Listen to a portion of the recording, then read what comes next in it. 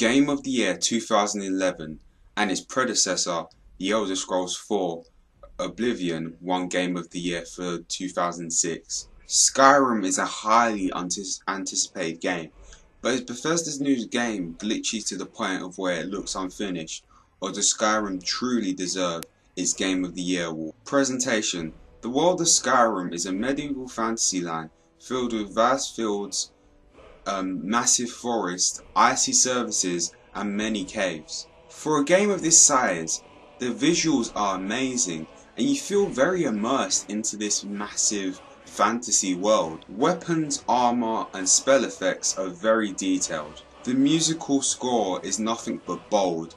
The main theme of Skyrim, this opera-style theme entitled "One Day to Go," I find myself humming and singing to many times. Story. Skyrim is one of those games where the story varies from player to player due to different players' playing styles, and the fact that this game is so non-linear that you can take so many different paths and so many angles to complete it. But the main quest involves the civil war and the dragons reappearing, which you must find out why they have reappeared and who is making them reappear. You are dubbed as this Dragonborn, and you are somehow tied to the fate of the dragons. This involves you meeting familiar faces from previous games, such as the Blades, and overall you just want to return Skyrim to a more peaceful nature without these dragons flying around. I feel that the story could have been a bit more gripping, but overall no real big complaints, because I did enjoy finding out more about this whole what was going on with the dragons and being the dragon. There are also many side quests to dabble into, many of them feeling like main story quests in terms of their storytelling and length. The gameplay in Skyrim has made a vast improvement over its predecessor, Oblivion. Opposed to the system in Oblivion where you chose major stats at the beginning of the game and these were vital and big choices, in Skyrim you can level what you want and you grow in what you want. So if you want to level up your destruction magic, you'll just level up your destruction magic by using it, and that'll raise your levels. You don't need to worry about, oh, was the decision I made there to raise my skills up in one-handed combat, was that a bad decision because maybe I want to use two-handed combat? You level what you want, and that adds to your overall level bar. So you could just go around just using magical stuff, but that will all overall go to your overall level bar.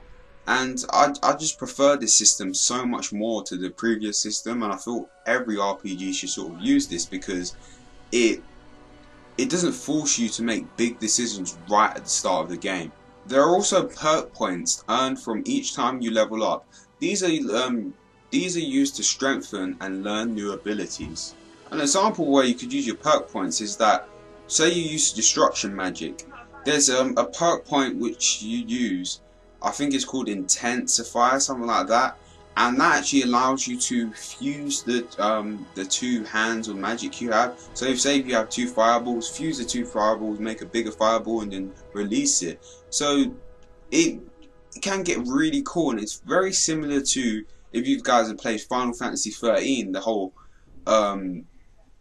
leveling up system there. But instead of with Final Fantasy 13 where you felt kind of constricted and restricted to a certain place, this one it seems way more open, and you feel like it's just a more open way of leveling up, and I really did enjoy that. Combat, however, can feel stiff, but just the sort of system and the mechanics of these games, that's a tendency that's always going to happen, and it's nowhere near as bad as it was in Oblivion. But the close combat and the third person, this is the best I've ever seen them in this the Elder Scrolls game. So they did make quite a few improvements to make it feel less buggy and make it feel actually more natural, especially when you're in third person. Spells can be cast in both hands, which is great, I love it. So you can shoot ice while healing, or shoot fire and sparks at the same time. There are so many avenues and ways you can play this game, so many different playing styles. You can choose a more close combat route, you can choose to use your long range bows, or you can have a mix between magic and one-handed weapons, so many different ways to customize and choose the way you want to tackle these different situations. Just the amount of choice in Skyrim is something I like. You can also bring along an NPC or a helper to aid you along the way on these longer quests, and they can sometimes be useful. There's also a new addition, which are the shouts. These are really cool and fun to play about with. These shouts can vary from a sort of force wave to calling upon dragons to attack certain enemies. These shouts don't require any magical power, but once you use them you have to wait for them to charge over time. The shouts are tied to exploration. You need to explore the Oblivion to see these writings on the wall and learn them, and once you've learned the different writings you have to defeat a dragon and absorb its power. Then you can use your new shout. Dragon encounters are random and keep you on your toes. The scale of these battles are huge and really epic, and the thing is with the dragons, in order to beat them you have to learn their sort of attack pattern, and once you learn their attack pattern they're way more easier to take down than originally. You have been warned, there are also glitches in this game, especially in the PS3 one. These glitches weren't game breaking to me, and they were few and far between, but in the PS3 there tend to be some frame rate issues, but these really didn't spoil this experience for me. I still really did enjoy this game, and I did feel really immersed into the world of Skyrim. The game is massive, there's hours upon hours of playing time, as the map is just huge and it's filled with all of the main story quests and loads of side quests. Now it's time for Jay's thoughts, the part of the review where I tend to ramble, so you've been warned. The character models in Skyrim are great because they have been upgraded. No longer do they feel really stiff like they were previously in Oblivion, so they aren't all jittery and stuff.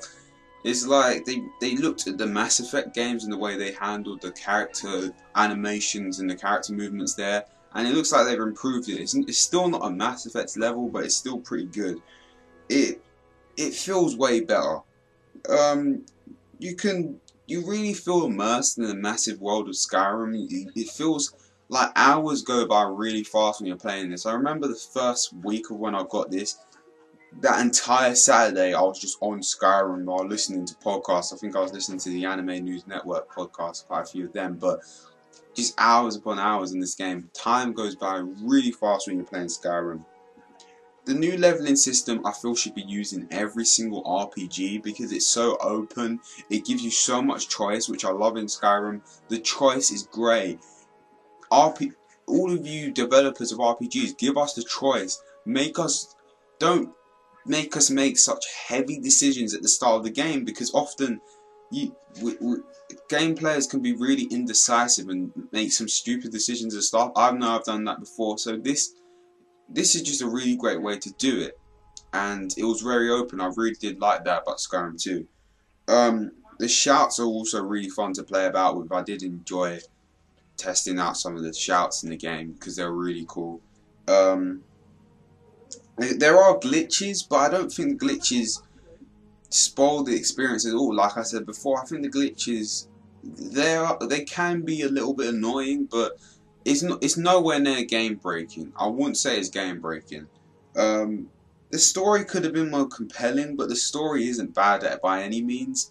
I just think, I don't know, maybe it's a problem with the way they do it in Skyrim. There's no real cutscenes.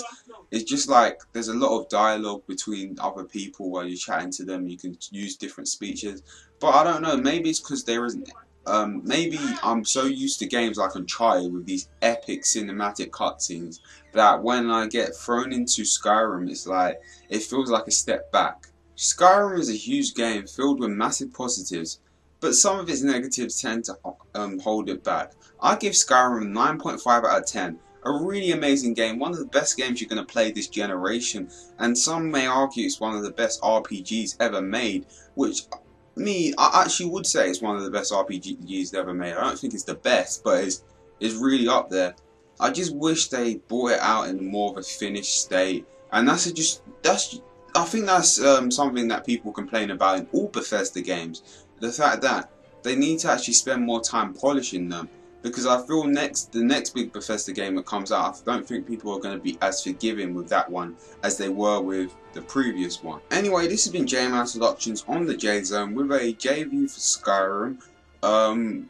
Hope you guys enjoyed this. The next Jview will be, the next video will probably be the Shonen Zone December, so look forward to that. But anyway, live and learn, good luck and God bless. Catch you on the Shonen Zone. I know that one will be pretty interesting. So yeah, peace.